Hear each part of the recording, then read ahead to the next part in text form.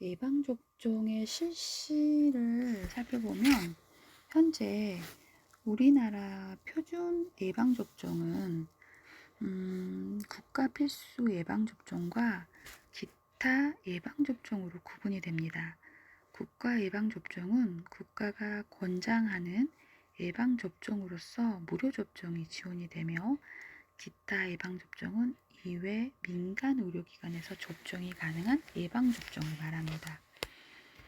그래서 이제 국가 예방접종에서 결핵 백신의 종류는 비집집, 피내용이고요. B형 감염, 디프테리아, 파상풍, 백일해, 폴리오, B형 헤모필로스, 인플루엔자, 폐렴규균, 홍역, 유행성 이하선염, 풍진, 수두, A형 간염, 일본 뇌염 이렇게 국가 예방 접종에 대한 항목이 인플루엔자, 유두종 바이러스, 결핵, 로타 바이러스 이렇게 매년 접종하는 게 있고 1차, 2차, 3차, 4차 총 6차까지 해서 12살까지 해서 6차 2년에 한 번씩 맞나요? 그래서 이렇게 주기가 정해져 있고요. 고위험군에 하여서 접종하는 폐렴도 있고 보통은 3차까지 해서 맞는데 이제 아주 어렸을 때 6차까지 해서 초등학생까지 해서 맞았던 기억들이 여러분들도 있으시죠? 그때는 뭘 맞는지도 모르고 맞았는데요. 그쵸? 예방접종을 할 때 유의할 점 이런 부분들은 조금 중요해요. 뭔가 유의해야 되는 부분이기도 하고 그래서 사실 이런 거에 대한 부분을 주의사항과 유의할 점이 잘못된 것은 해서 되게 시험에 내기도 편하고요. 그런데 여러분들이 이제 유아교육을 하고 아이들을 책임져야 될 분들이시기 때문에 이런 것들은 조금 인지하셔야 될 부분이 필요합니다. 접종 전, 그러니까 접종 전, 접종 후 이렇게 해서 전후에 대한 상황을 살펴보면 영유아의 건강 상태를 잘 알고 있는 사람이 동행합니다. 영유아의 체온을 측정하여 열이 없는 것을 확인하고 방문합니다. 보건수첩 등 예방접종 기록을 지참하고 접종 전 미리 목욕을 하고 청결관리에 유의합니다. 예방접종을 하지 않는 아이는 감염의 위험이 있으므로 함께 방문하지 않습니다. 지금 여기 보시면 잘 알고 있는 사람이 동행한다. 그쵸? 그 아이에 대해서 잠깐 봐주시는 분들은 그 아이가 전날 토했고 뭐 심리적으로 어떤 부분이 전날 뭐 이렇게 좀 땡깡을 부리는 부분이 있는지 이런 부분을 전혀 인지하지 못하면 그 아이가 어떤 상황에서 트라우마가 생길 수도 있잖아요. 그래서 잘 알고 있는 사람이 동행하고 체온을 측정한다는 것은 열은 결국 염증이거든요. 그래서 열이 없다는 것은 염증에 대한 반응이 그러니까 우리가 접종을 한다는 건 조금 그 해당되는 바이러스를 힘을 빼서 몸에 집어넣고 그 부분에 대한 면역력을 키워주는 저항성을 키워주는 부분인데 지금 염증 반응이 너무 높은데 싸워서 이기라고 주사를 놓을 수는 없잖아요. 그래서 열이 있는지 없는지에 대한 부분을 확인한다는 거죠. 컨디션이 좋은지 안 좋은지 그 다음에 이런 접종에 대한 기록 그 부모도 그런 부분에 대해서 지참을 하게 되는 거고 또 목욕을 하고 그러니까 접종을 하고 와서 목욕을 하는 게 아니라 하기 전에 이제 청결하게 보통 이제 접종하고 나면 목욕하면 안 된다라는 이야기에 대한 부분을 좀 인지하시고 계셔야 되고 또 이제 하지 않는 아이를 데려가는 경우들이 있어요. 이제 다 봐줄 분이 없기 때문에 데려가기도 하는데 이제 감염의 위험이 있으므로 함께 방문하지 않는다라는 부분이 요즘 코로나 때문에 이제 병원 아이들 데려가는 거 조심하는 부분이 필요하지만 사실 병원이 제일 위험하거든요. 아픈 사람들도 많고 그런 여러 가지 보균, 세균에 대해서 노출되어 있는 사람들이 많이 섞여 있기 때문에 안 가는 게 맞지만 예방접종을 하지 않는 아이라는 경우는 결국은 이 아이가 형이 맞는 걸 보고 본인도 같이 이제 겁을 내고 트라우마가 생길 수 있기 때문에 데려가지 않는 부분이 맞다라는 거죠. 이거 굉장히 중요하다라는 부분. 그래서 다시 한번 짚어드리면, 영유아의 건강 상태를 잘 알고 있는 사람이 동행을 한다. 영유아의 체온을 측정하여 열이 없는 것을 확인하고 방문한다. 보건수첩 등 예방접종 기록을 지참한다. 접종 전 미리 목욕을 하고 청결에 유의한다.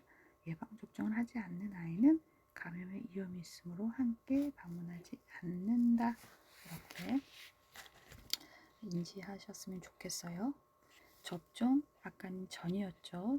좀 전에 거는 짚어드린 게 전이었고, 이제 접종 후에 우리가 어떻게 그 아이를 살펴봐 줘야 하는지에 대해서 살펴보도록 하겠습니다. 접종 후 주의할 부분은 접종 후에 20분에서 30분간 접종 기간에 머물며 영유아의 상태를 관찰한다. 그쵸? 갑자기 아나필락시스 같은 뭔가 두드러기 반응이 일어날 수도 있고 쇼크가 올 수도 있기 때문에, 지금 우리가 코로나 바이러스 예방 접종에 대한 부분이 뉴스에서 매일 얼마 누구를 맞췄고 지금 또 어떤 이상 반응이 있었고 이런 거에 대한 이슈가 지금 굉장히 되고 있잖아요. 아이들도 이렇게 접종을 하고 나면 20분, 30분의 접종 기간, 그러니까 아이들이 면역력이 너무 약하기 때문에 그 몸에 퍼지는 시간 동안 아이의 반응들을 전문 의료기관에서 머물면서 아이의 상태를 관찰해야 된다는 것이죠. 귀가 후에도 적어도 3시간 이상 주의 깊게 관찰합니다. 접종 당일과 다음날은 과격한 운동을 하지 않도록 합니다. 접종 당일은 목욕을 하지 않는 것이 좋습니다.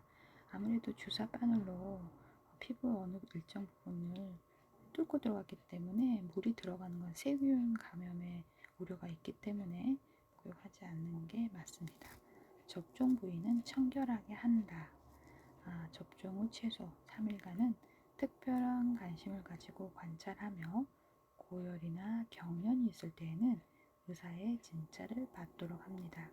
영유아는 반드시 바로 눕혀서 재운다 라는 부분으로 여러분들이 인식을 하고 계셨으면 좋겠어요. 물론 현장에 나갈 때까지 이거를 다 알고 계시기는 힘들겠지만, 그래도 어느 정도의 흐름은 이해하고 계셔야 현장에 갔을 때 생각이 나지 않을까요?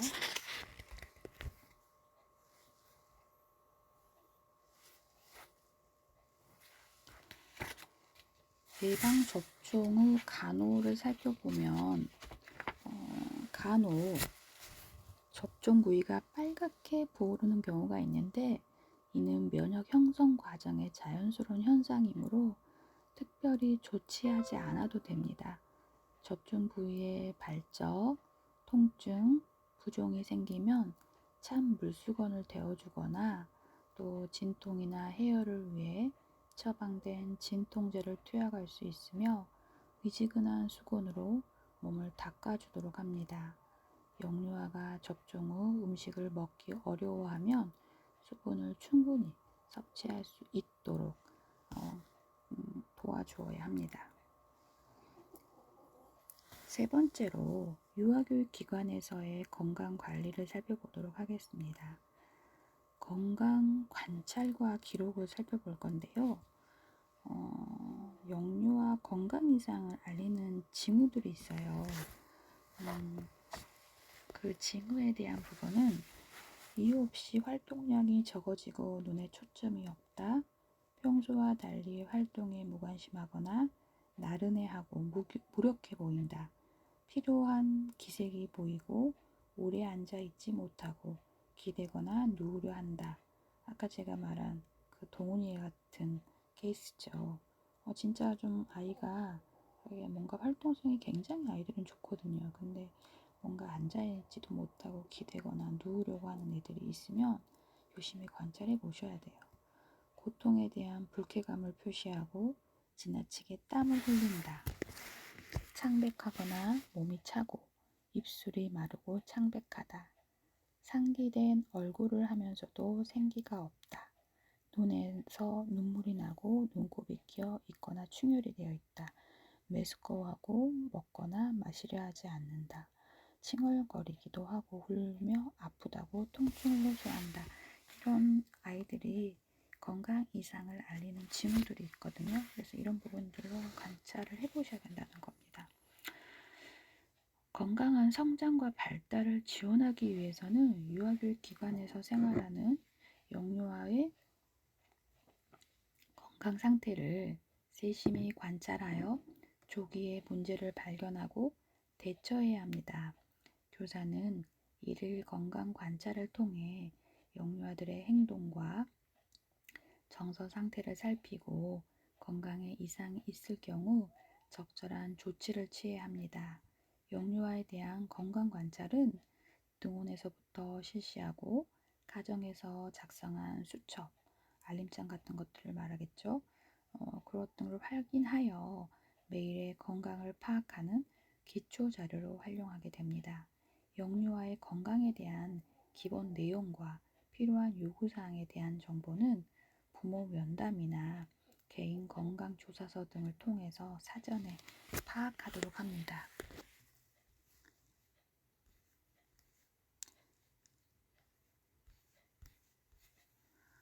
의료기관을 연계를 해보면 영유아가 평소와 다른 행동 및 정서 상태를 보이고 건강한 문제가 발견되면 즉시 필요한 응급조치를 하도록 합니다.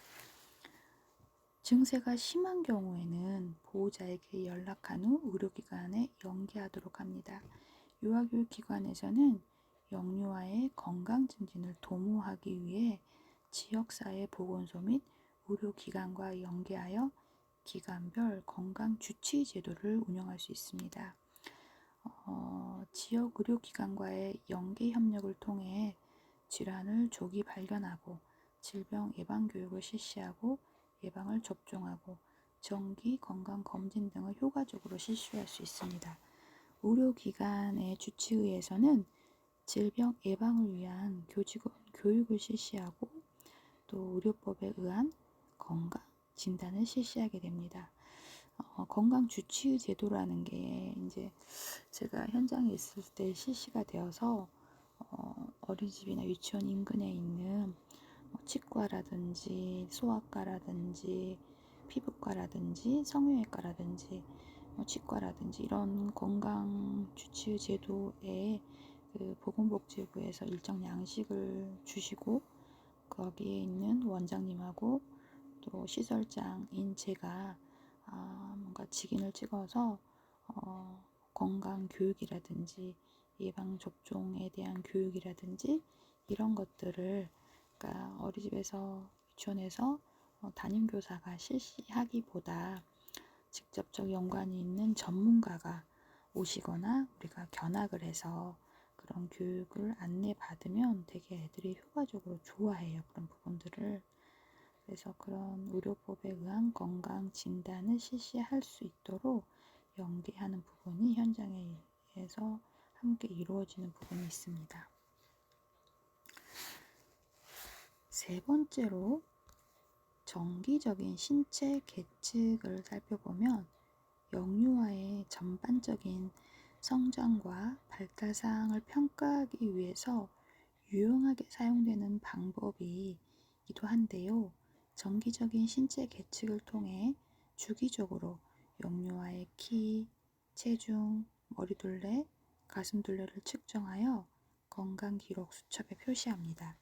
신체 발육은 개인차가 있으므로 연속된 자료를 종합적으로 비교해야 합니다. 신체 측정 결과는 영유아의 건강 상태를 평가하는 기초 자료로 활용을 하게 됩니다. 신체 계측은 영아반의 경우 연 4회 이루어지고 1월, 4월, 7월, 11월, 10월 유아반의 경우는 연간 2회. 제가 현장에 있을 때는 이 2달에 한 번이었는데 지금 3개월에 한 번 연간 4회로 바뀌었네요. 유아반의 경우 연간 2회로 실시한다. 신체 계측 기록은 누적하여 기록하고 영유아 개인 파일에 보관합니다. 보통 4월부터 이제 아이가 입소를 해서 3월은 적응 기간이고 적응이 끝나고 나서 신체 계측을 4월에 하고 또 여름이 들어가는 시점에 7월에 하고 그다음에 추석 지날 때쯤 10월에 한번 하고 또 이제 새학기를 준비하는 그 다음 해 1월, 2월은 아무래도 좀 어수선하기 때문에 1월에 하는 부분으로 1, 4, 7, 10월 이렇게 4번을 하는 부분으로 교재가 안내를 하고 있네요. 건강 교육 및 안내에 대한 부분은 유아교육 기관에서는 신규 입소하는 영유아들의 건강검진 실시 여부와 예방접종 내역을 확인하여서 부모에게 안내를 합니다. 특히 매년 유행하는 독감 예방접종의 경우 영유아뿐만 아니라 교직원도 접종할 수 있도록 지도를 합니다. 또한 일상생활에서 지속적인 건강관리가 이루어질 수 있도록 영유아 및 부모를 대상으로 건강교육과 지원 정보를 제공하도록 하는 부분이 있습니다.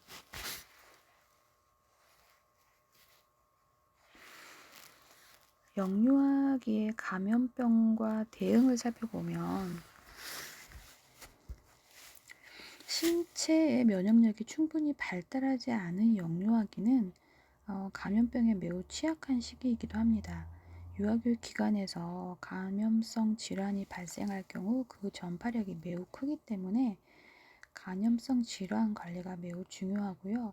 간혹 예방접종을 하였거나 병력이 있는 경우에도 발생하는 경우가 있습니다. 그래서 감염병이 유행하는 시기에는 더욱 세심한 주의가 필요한 부분입니다. 감염병의 전파 과정은 잠복기, 전구기, 발진기, 회복기의 과정을 거치는데요. 잠복기는 병원체가 신체 내로 들어와 초기 증상을 나타내는 전 시기로 평균 7일에서 10일의 기간을 가집니다. 전구기는 일반적인 건강 이상의 초기 증세를 보이는 시기로 감염성이 가장 높을 때입니다. 질병기는 발열, 두통, 피로감 등 감염성 질환의 전형적인 증상이 나타나는 시기이고요. 회복기는 증상이 사라지고 건강한 상태로 돌아오는 기간을 의미합니다. 감염병의 종류를 살펴보면 전염성이 강한 질환으로 보건복지부의 감염병 진단 기준에 따라 휴환을 요하는 질환이라고 되어 있는데요. 이 밖의 질환 경우 의사의 진단에 의해 전염성이 있다고 판명되면 휴원을 이제 권유하게 됩니다. 첫 번째로 홍역인데요. 여러분이 이제 과제로 하셨던 부분이 있기 때문에 아마 더 귀에 쏙쏙 들리시지 않을까 싶네요. 홍역은 홍역 바이러스에 의한 급성, 발열성, 발진성 질환입니다. 6개월에서 1세 이하 영아는 모체로부터 받은 면역으로 인하여 거의 발병하지 않거나 1세에서 10세 아동들에게 높은 발생률을 보인다고 합니다. 공기로 매개되어 감염되거나 환자의 분비물을 접촉을 통해 전파가 되고요. 잠복기는 10일에서 12일입니다. 그렇기 때문에 이미 어떤 아이가 이제 홍역이라는 것들에 대해서 전달을 받게 되면 그 반은 이미 퍼져버렸구나라고 이제 인지를 하게 되는 부분이 이런 부분입니다. 잠복기가 이미 일주일에서 2주 가까이가 되는데요. 그죠? 그래서 전염력이 강한 전구기는 3일에서 5일간 지속적으로 발열, 기침, 콧물, 결막염, 구강 내 병변 등이 나타나고 발진기에는 홍반성 구진성 발진이 목, 뒤, 귀 아래에서 시작하여 몸통, 팔다리 순서로 퍼지고 손바닥과 발바닥에도 발생하며 서로 융합이 됩니다. 발진은 3일 이상 지속되고 발진이 나타난 후 2, 3일간 고요를 보입니다. 회복기에는 발진이 발생했던 순서대로 사라지면서 색소 침착을 남기게 되고 나중에 피부 껍질이 벗겨지게 됩니다. 치료는 소양증을 감소시키고 안정시키며 충분한 수분 공급과 기침, 고열에 대한 일반적인 대증요법을 실시합니다. 합병증이 생겼을 때 항생제를 사용하나 예방적으로 미리 쓰지는 않습니다. 합병증으로 중이염, 기관지염, 모세기관지염, 기관지 폐렴, 크롭 등의 호흡기 합병증과 영아의 경우 설사 등이 있습니다. 가장 좋은 예방책은 예방접종을 하는 것이지요. 두 번째로 살펴볼 게 이제 수두, 그다음에 수족구, 유행성, 이하선염, 풍진, 백일의 유행성 결막염, 성홍열, 그다음에 농가진, 요충증, 일본뇌염, 머릿니 하니까 갑자기 옛날에 그 고통스러운 시기가 생각이 나네요. 두 번째로 수두를 살펴보도록 하겠습니다. 수두는 감염력이 매우 강하며 수두 대상포진 바이러스에 의한 급성 바이러스성 발진성 감염병입니다. 수포에게 직접 접촉이나 공기를 통한 전파로 감염됩니다. 잠복기는 10일에서 21일이나 됩니다. 3주 정도가 된다는 거죠, 수두가. 그래서 가장 먼저 홍역 수두, 이게 먼저 나왔다는 건 그만큼 전파력이 굉장히 강하다는 겁니다. 그래서 여러분들이 이거 하나만이라도, 이 한 증상이라도 제대로 아시면 전체 아이들이, 내가 맡고 있는 그 반 아이들이 그런 고통스러운 합병증에 대한 부분이라든지 그런 부분에 대해서 덜 경험할 수 있는 부분이 있겠죠. 그래서 수두, 대상포진 바이러스에 의한 급성 바이러스성 발진성 감염병이라는 겁니다. 수포에게 직접 접촉이나 공기를 통한 전파로 감염됩니다. 임신 초기 산모가 수두에 감염이 되면 태아는 선천성 수두 증후군에 걸릴 수 있습니다. 피부에 반흔, 사지 위축, 작은 안구증, 시신경 위축, 백내장, 실명, 정신지연, 태아 사망 등이 발생을 합니다. 전구기는 저는 아까 이게 사지 위축, 작은 안구증, 시신경 위축 이런 거를 이렇게 여러분한테 리딩해드리면서 우리가 참 감사하게도 부모님이 임신 초기에 이렇게 몸을 관리를 잘 해주셔가지고 우리가 피부의 반응이라든지 사지 위축이라든지 안구증이 작은 것도 있나 봐요. 시신경 위축, 백내장, 실명, 정신지연, 태아 사망 이런 부분을 경험하지 않았다는 거에 대한 부분이 오늘 제가 이거 녹화하는 게 지금 5월 8일 어버이날이거든요. 세상 부모의 은혜에 감사하게 됩니다, 여러분. 그렇죠? 여러분하고 이렇게 만날 수 있고 책상에 앉아서 이렇게 공부할 수 있는 것도 다 부모님 덕이잖아요. 그렇죠? 전구기는 발진이 발생하기 1, 2일 전으로 권태감과 미열이 나타납니다. 전구기 증상이 없는 경우도 있고요. 그래서 발진기의 발진은 주로 몸통, 두피, 얼굴에 발생을 합니다. 24시간 내에 반점, 구진, 수포, 농포, 가피의 순으로 빠르게 진행이 되고 동시에 여러 모양의 발진이 관찰이 됩니다. 수포는 매우 가렵습니다. 그래서 이게 이제 아이들이 막 긁다가 터뜨리기도 하고 이제 터뜨려진 그 액이 여기저기 퍼지면서 더 퍼지는 거죠. 회복기에는 그리고 또 그걸 막 가렵게 긁었던 손으로 놀잇감을 만져보세요.